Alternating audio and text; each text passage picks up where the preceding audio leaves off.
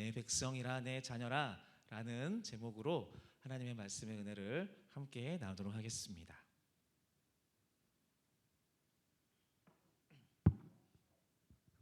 네, 이제 군대 있을 때, 죄송해요, 시작할 때마다 군대 얘기해서 죄송합니다. 군대 있을 때 군종을 했었는데요. 보는 사람들마다 저를 이렇게 보면서 이렇게 너는 그냥 얼굴이 군종이다라고 이렇게 심지어 당연히 신학교를 나왔다라고 생각을 했었 얘기를 들었고요. 모태신앙이다라는 얘기를 많이 들었습니다. 셋 다 아니었거든요.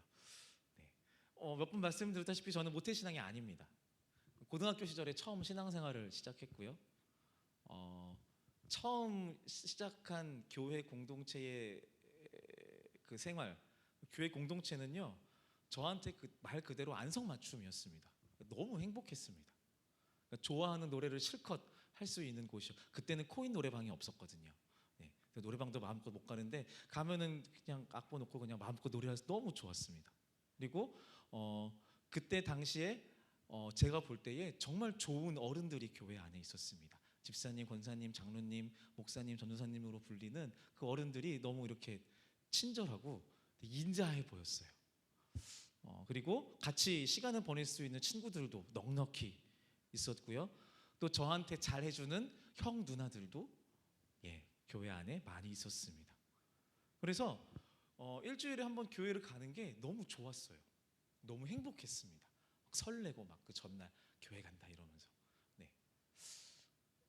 그리고 이제 교회에서 이렇게 아침부터 가가지고 예배 끝나면 할 것도 없는데 그냥 교회 계속 머물면서 뭐 기타 피아노도 못 치는데 뚱땅거리면서 막 이렇게 쳐가면서 노래 그냥 부르고, 그러다가 반주자 오면 이거 쳐줘 하면서 노래 또 부르고, 그러다가 또 오후 예배 있으면 오후 예배 드리고, 그러면서 주일이 지나가고 있으면 아쉬운 거예요. 다음 날이 월요일이잖아요. 너무 아쉬운 거예요. 학교를 가야 되고 다시 또 학교에서 가야 되고 또 일주일 어떻게 기다리나 이런 생각들을 하면서 살았습니다. 그러다 보니까 어떤 일이 발생했냐면요, 저의 그때 당시 고등학교 때 저의 일상이 양분화되었어요. 두 종류가 되는 거죠. 그러니까 학업 스트레스와 피곤한 일상 속에서 제법 민감함을 표출해내는 평일 버전의 이승열이 있었고요. 그리고 성실하고 착하고 밝은 교회 버전 이승열, 이렇게 두 이승열이 탄생하게 된 겁니다. 그러면서 저는 그때 이런 방식의 삶이 옳은 것이다라고 저는 생각했어요. 교회 와서는 착한 사람이 돼야지, 이런 생각을 하며 살았습니다. 그래서 이런 두 가지 모양의 삶은 결코 닮을 수 없고, 그러니까 결코 비슷해지거나 섞여지면 안 되는, 반드시 나뉘어져야만 하는 것이다라고 그렇게 생각을 했었어요. 이제 그게 착각이죠. 건강한 신앙이 아닙니다. 이러시면 안 됩니다, 여러분. 가면 이렇게 교회 올 때 가면 쓰고 이렇게 오고 그러면 안 되거든요. 저는 그렇게 살았는데 그러면 안 됩니다. 그래서 이런 저의 신앙관, 그러니까 뭐 신학이라고 하면 거창하긴 한데요, 그런 저의 신학이 바뀌어가는 과정 속에서 만났었던 한 권의 책이 있습니다.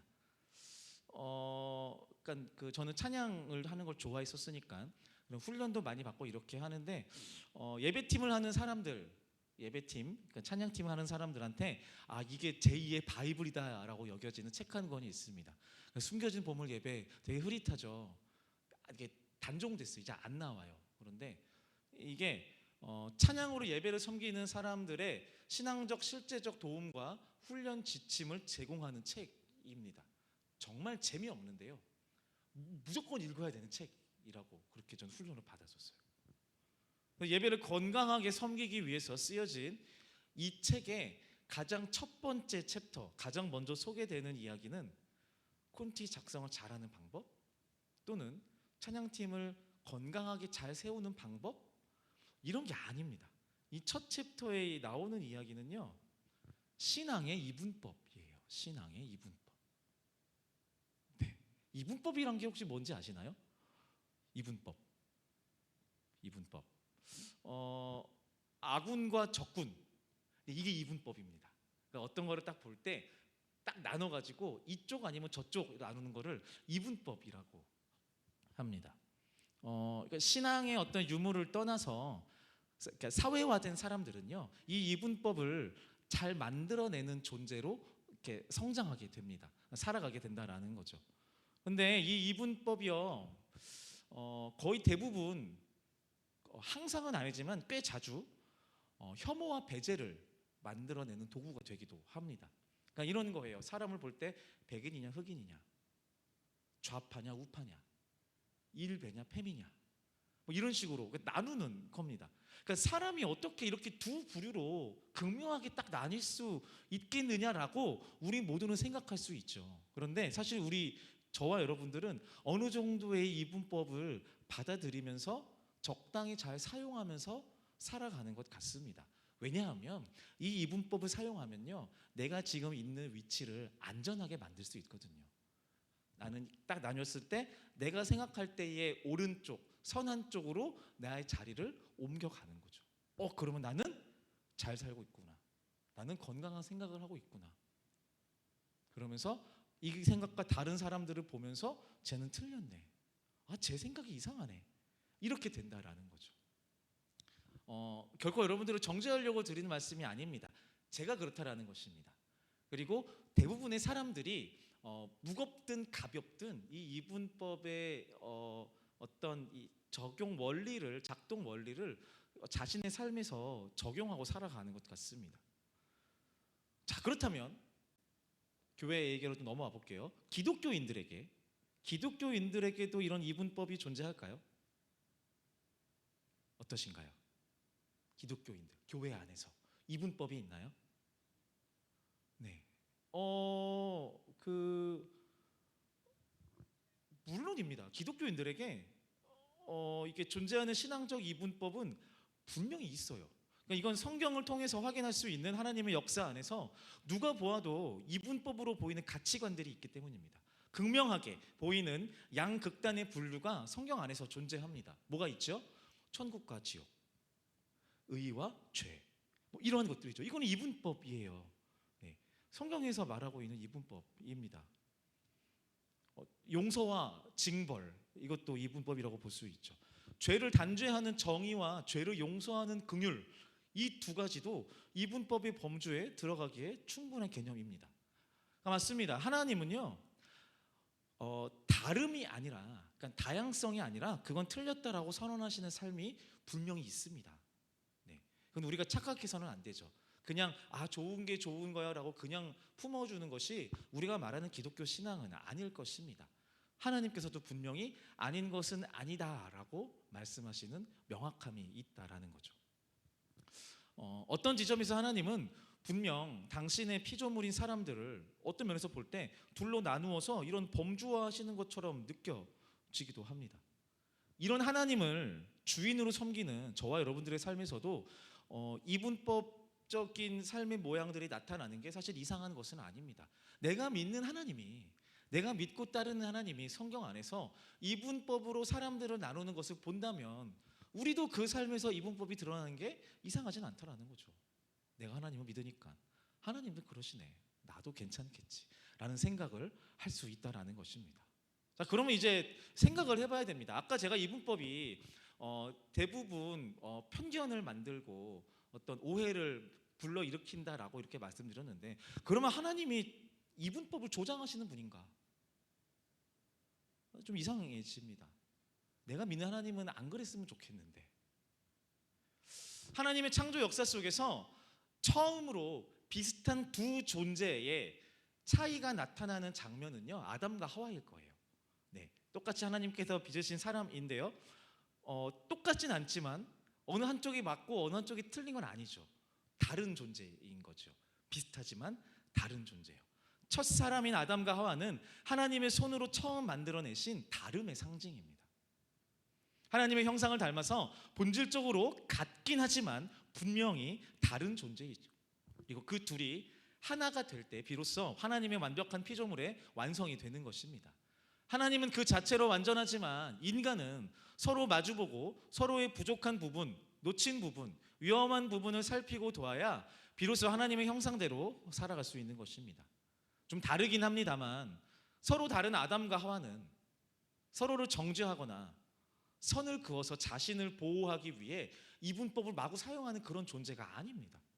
그런 의미에서 다른 존재를 만나고 다른 이야기를 듣고 말하는 것은 인간 공동체의 실존적 조건이다라고 저는 말하고 싶습니다. 그런데 다른 존재였던 아담과 하와의 후손들이요, 사람들은 서로를 판단하면서 다름이 아닌 옳고 그름으로 편을 나누는데 점점 익숙해집니다. 여러분, 사람이 사람을 쉽게 판단하는 이 세상에서 우리 개개인을 정말로 아주 명확한 기준으로 판단할 수 있는 유일한 분은 오직 하나님이십니다. 네, 지금 아멘 하셨다면, 속으로 아멘 하셨다면은, 네, 우리는 우리가 가진 잣대로 누군가를 판단할 수 있는 권리가 없습니다. 네, 이것은 되게 중요한 개념이에요.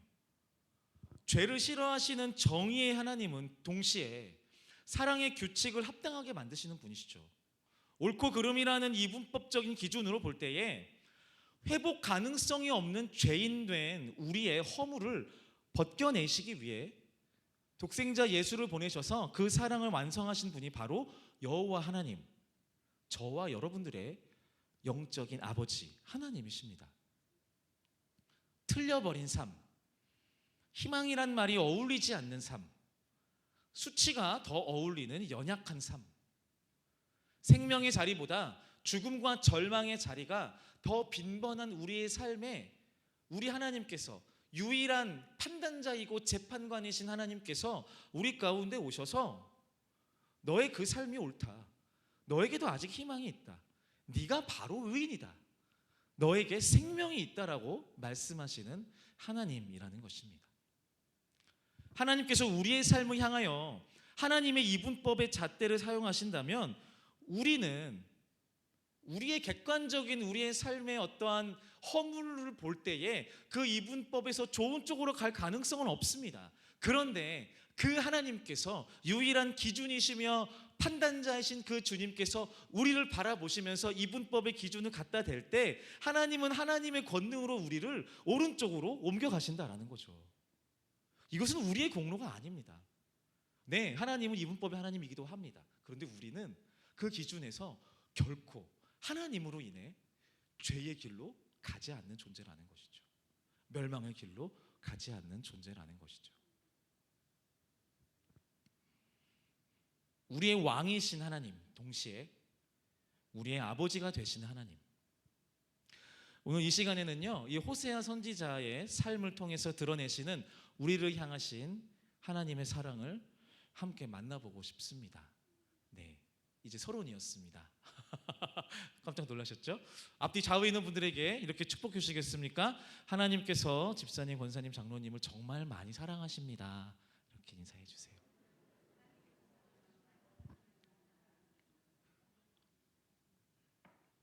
호세아를 다 아시나요 혹시? 호세아 선지자의 이름입니다. 호세아. 네, 조금씩 설명을 드릴게요. 이 호세아, 오늘 이 책의 저자입니다. 쓴 사람이에요. 호세아 선지자는요, 자신의 동반자로 하나님께서 아내를 한 명 허락해요. 결혼하라고요. 그리고 사랑하는 자녀를 얻게 됩니다. 세 남매, 세 명의 자녀를 얻게 돼요.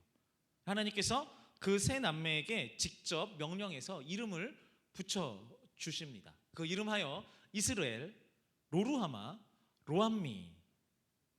뭐 이스라엘 하니까 이스라엘과 비슷한 느낌이어서 좋은 느낌이 들죠. 네, 이스라엘은요, 북왕국 이스라엘 왕이 유혈혁명으로 그의 동족을 죽인 장소이자 그 이전 북이스라엘 왕 아합이 왕권 확장의 욕망에 사로잡혀서 동족이자 이웃인 나봇을 쳐 죽인 저주의 장소입니다. 저주의 장소예요. 둘째 딸 로루하마, 이거는 번역하면요, 긍휼함을 얻지 못한 자라는 뜻이고요. 막내딸 로암미의 뜻은요, 내 백성이 아니다라는 뜻입니다. 자, 이스라엘, 로루하마, 로암미, 누구의 이름이라고요? 누구의 이름이라고요? 네, 누구의 자녀? 호세아. 그 호세아는 누구라고요? 하나님의 선지자. 자, 하나님의 여러분들이 만약에 호세아라고 생각을 해보세요. 하나님께서 여러분들을 승려라, 너 이제부터 내 말씀을 전해, 내 예언을 전해. 하나님 감사해요. 제가 그동안 열심히 살았는데 정말 열심히 잘 해볼게요. 그래, 네가 아이를 낳을 건데 그 이름을 이렇게 지어 저주의 땅,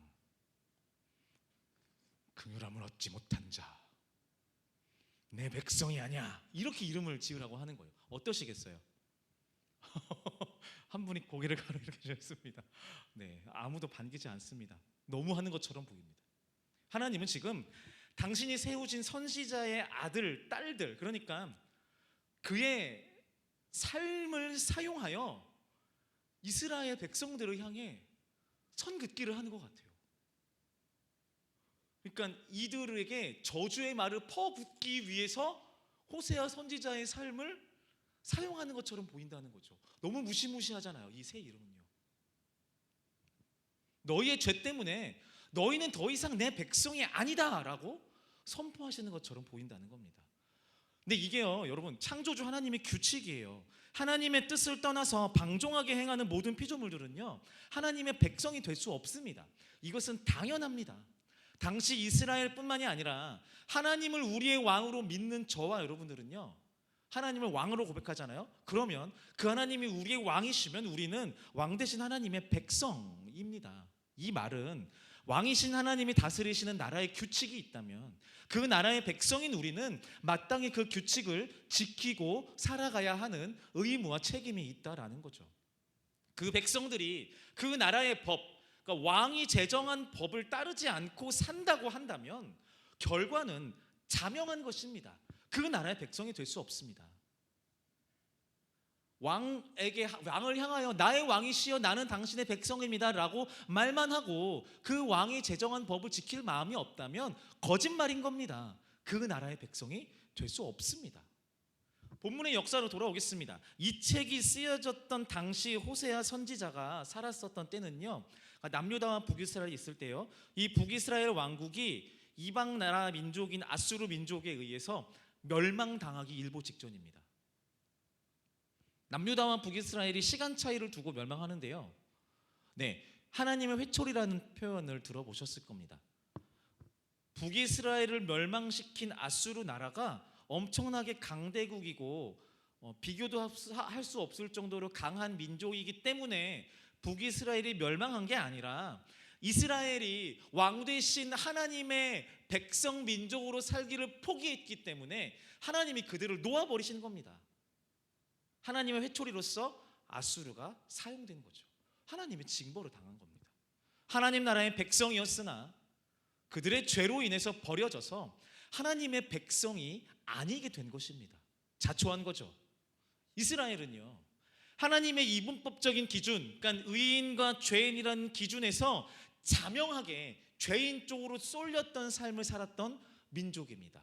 그래서 망한 것입니다. 자, 이야기를 정리해보면 이래요. 하나님을 떠나서 방탕히 행하는 북이스라엘 백성을 하나님이 징벌하십니다. 징벌하시는 회초리 도구는요, 이방 나라 아수르라는 민족이에요. 그런데 이 징벌의 메시지는요, 호세아 선지자, 더 구체적으로 호세아 선지자의 삶, 더 구체적으로 호세아 선지자의 가족을 통해서 드러납니다. 조금 전에 이제 충격적이었었던 새 이름이 있었죠. 그의 아들 딸들의 이름을 통해서 하나님이 이스라엘한테 정말 엄청나게 화나 계시는구나 라는 것들을 간접적으로 느낄 수 있었는데요, 근데 이게 끝이 아닙니다. 하나님이요, 호세아에게 한 여인을 만나서 가정을 이루라라고 명령하세요. 선지자로 부름받은 호세아는 그 명령하신 그 여인을 만나서 결혼하고 가정을 이루게 됩니다. 그 여자의 이름은 고멜입니다. 고멜. 호세아는요, 그녀를 만났고 그녀와 사랑에 빠지고 그녀와 결혼을 합니다. 그녀와 결혼하고 자식들을 낳았는데요, 하나님께서 호세아한테 명령하십니다. 자식들의 이름을 지으라고요.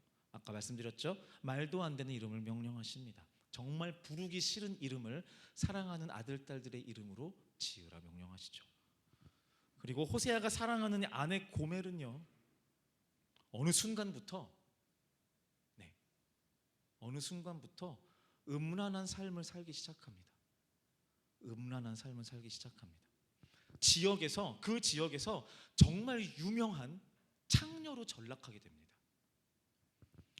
호세아는 선지자로서의 부르심을 입었는데 선지자라는 타이틀과는 어울리지 않는 삶을 살아갑니다. 그가 사랑하는 여인은 지역에서 유명한 창녀가 되었고요. 그의 아들은 저주의 땅의 이름을 가졌고요. 그 딸들의 이름은 하나님이 보실 때 내 백성이 아니고 긍휼함을 얻지 못할 죄인이다라는 이름을 얻게 됩니다. 이게 호세아가 지금 처한 삶의 상황이에요. 그의 삶은 피폐했을 겁니다. 괴롭기 짝이 없었겠죠. 그 무엇보다 감정적으로 되게 힘들었을 것 같아요. 내가 사랑에 빠진 여인, 내 아내가 밤마다 집을 나가요. 근데 왜 나가는지를 알아. 매춘하러 나가는 거예요. 그렇게 해서 보고 있는 겁니다.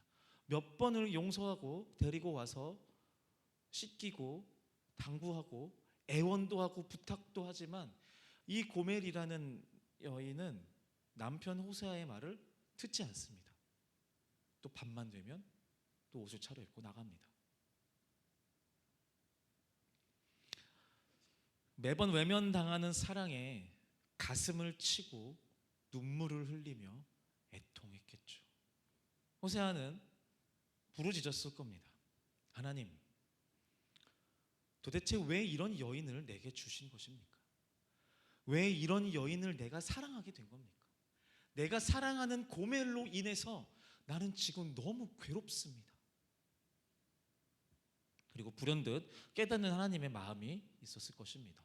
호세아야, 네가 진정으로 사랑하는 그 여인으로 인해 마음이 찢어지듯 아프더냐?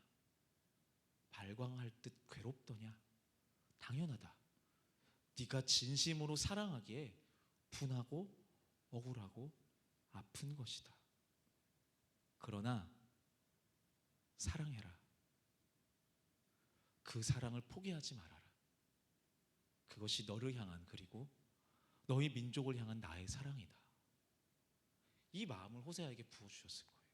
네, 이게 순서입니다. 이게 순서예요. 호세아는 그의 아내 고멜을 정말 진심으로 사랑했을 것입니다. 도저히 헤어짐을 상상할 수도 없는 그런 부재를 견딜 수 없는 정말 뜨거운 사랑이었을 것입니다. 그리고 자신의 유일한 사랑인 그 아내에 의해 자신의 사랑이 부정당하는 괴로움 가운데 있었던 것입니다. 그리고 그 괴로움 속에서 자신을 선지자로 부르신 하나님의 아픔과 괴로움, 어쩌면 지금 고멜로 인해서 겪고 있는 사랑의 배반과 거절감에 몸서리치는 그 고통에 비교할 수 없을 정도로 오랜 기간 동안 신부된 백성 이스라엘 민족의 엄청난 배신과 상처와 거절감에 가슴이 찢어져 있는 그 하나님의 마음을 만나게 된 것일 겁니다. 아, 하나님의 유일한 사랑인 이스라엘이, 내가 하나님을 버렸구나. 그리고 하나님의 마음이 지금 내가 고멜로 인해 찢어져 있는 것처럼 하나님의 마음도 찢어져 있구나 라는 걸 알게 되는 거예요. 네, 이게 호세아 선지자의 선지자로서의 사역이었습니다. 이제야 호세아는 자신의 선지자적 사명을 온전히 발견하는 거예요. 이래서 나를 이렇게 부르셨구나, 이 모양으로 인도하신 이유가 이것 때문이구나 라고 알게 된 거예요. 호세아 6장 1절부터 3절의 말씀을 같이 한번 읽어보도록 하겠습니다. 네, 새 번역의 성경인데요, 같이 한번 읽어보겠습니다. 시작. 이제 주님께로 돌아가자. 주님께서 우리를 찢으셨으나 다시 싸매어 주시고 우리에게 상처를 내셨으나 다시 아물게 하신다. 이틀 뒤에 우리를 다시 살려주시고 사흘 만에 우리를 다시 일으켜 세우실 것이니 우리가 주님 앞에서 살 것이다. 우리가 주님을 알자. 애써 주님을 알자. 새벽마다 여명이 오듯이 주님께서도 그처럼 어김없이 오시고 해마다 쏟아지는 가을빛처럼 오시고 땅을 적시는 봄비처럼 오신다. 네, 하나님의 마음이 어떠한지를 고멜을 통해서 깨달은 호세아 선지자가 이스라엘 백성들한테 이렇게 선포하는 거예요. 여호와께 돌아가자. 돌아가자. 하나님께서 피눈물을 흘리며 우리를 찢으시고 고통당하게 하셨으나 우리가 돌아가면 그분이 우리를 낫게 하실 것이다. 회복시키실 것이다. 그러니 돌아가자. 그분이 우리를 기다리신다라고 힘주어 선포했을 거예요. 결과적으로 이스라엘은 돌이키지 않습니다. 거들떠보지도 않습니다. 결론적으로 호세아의 자식들의 이름처럼 로루하마, 긍휼함을 입지 못한 채로 로암미, 내 백성이 아니다라는 이름처럼 하나님의 백성이 아닌 아수르의 포로로 망해버립니다. 선지자 호세아와 그의 가족까지 동원하여 분명한 메시지를 전달하신 하나님의 이 최후의 한수는 통하지 않았던 겁니다. 실패했습니다. 그들은 결국 죄를 택하였고요.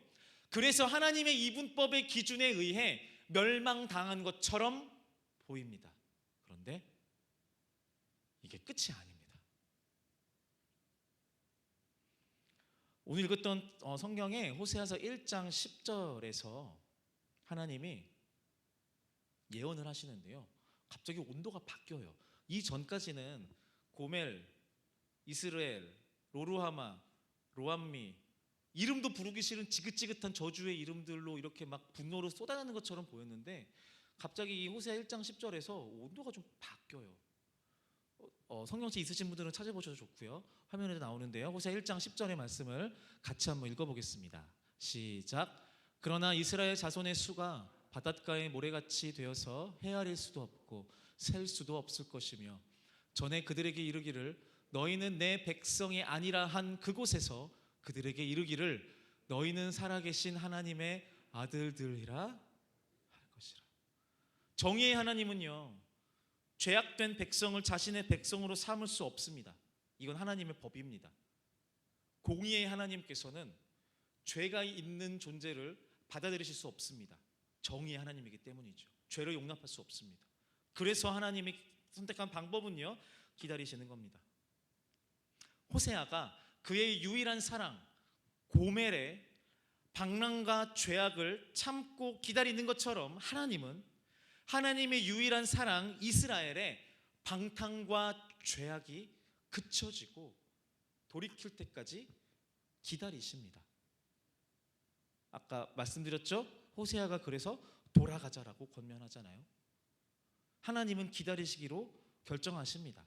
그리고 기다려서 그들이 다시 돌아왔을 때 그들의 죄로 인해서 왕의 백성 민족, 하나님의 백성 민족으로서의 이스라엘의 그 정체성을 다시 회복시켜 줄 계획을 갖고 계신 것 같다라고 생각했는데요. 근데 여러분, 지금 읽었던 이 10절의 말씀을 다시 한번 살펴봐야 됩니다. 그 마지막 날에 하나님의 백성으로서의 지위를, 돌아왔을 때 하나님의 백성으로서의 지위를 회복하시겠다라고 말씀하시지 않습니다. 무슨 말입니까? 돌아왔으면 기다리신다면서요. 회복시켜 주신다면서요. 아니요, 그 정도가 아니에요. 그 정도가 아니라 거기에서 하나님은 한 단계를 더 나아가십니다. 10절을 보면요, 이렇게 기록되어 있어요. 그들에게 이르기를 너희는 내 백성이 아니라 한 그곳에서 그들에게 이르기를 너희는 살아계신 하나님의 뭐라고요? 아들들이라 할 것이라. 아들이요, 백성이 아니라 아들이라 칭하신다라고 약속하십니다. 여러분, 백성과 아들은요, 관계에 있어서 엄청난 혁명적인 차이가 있습니다. 백성은 군주제를 가정한 호칭이에요. 다스리는 왕에 의해 다스려지는 존재가 백성이고요. 백성은 아까 말씀드렸다시피 무조건적으로 복종해야 하는 대상이 왕입니다. 그 복종과 명령의 관계인 거예요. 종속 관계죠. 그런데 부모 자식이라는 관계는요, 종속과 복종의 관계를 넘어섭니다.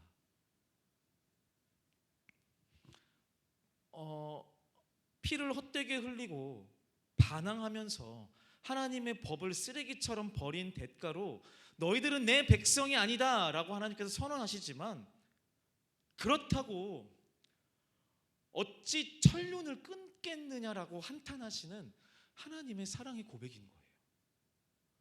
너희들이 죄로 인해서 왕인 나를 버리고 왕의 하나님의 백성인 이스라엘의 정체성을 버려서 너희는 내 백성이 아니야 라는 말, 로암미라는 말을 듣기에 타당한 삶을 살았는데, 그렇다고 너희들이 어떻게 나의 아들이 아니고 나의 딸이 아니다라고 내가 말할 수 있겠느냐 라고 하나님이 말씀하시는 거예요. 그건 안 된다라는 거죠. 그건 변하지 않는다라는 겁니다. 이분법적 구분에서 벗어나 백성의 지위가 박탈당한 이스라엘이지만 아버지 하나님의 자녀된 정체성은 하나님이 먼저 끊어낼 수 없는 겁니다. 하나님이 선택하셔서 모든 것을 다해 사랑하기로 작정하신 하나님의 아들들, 하나님의 딸들, 하나님의 백성들 이스라엘은요, 하나님이 먼저 그 이분법적인 잣대로 죄의 그 자리로 옮겨갈 수 없는 존재가 되어버린 겁니다.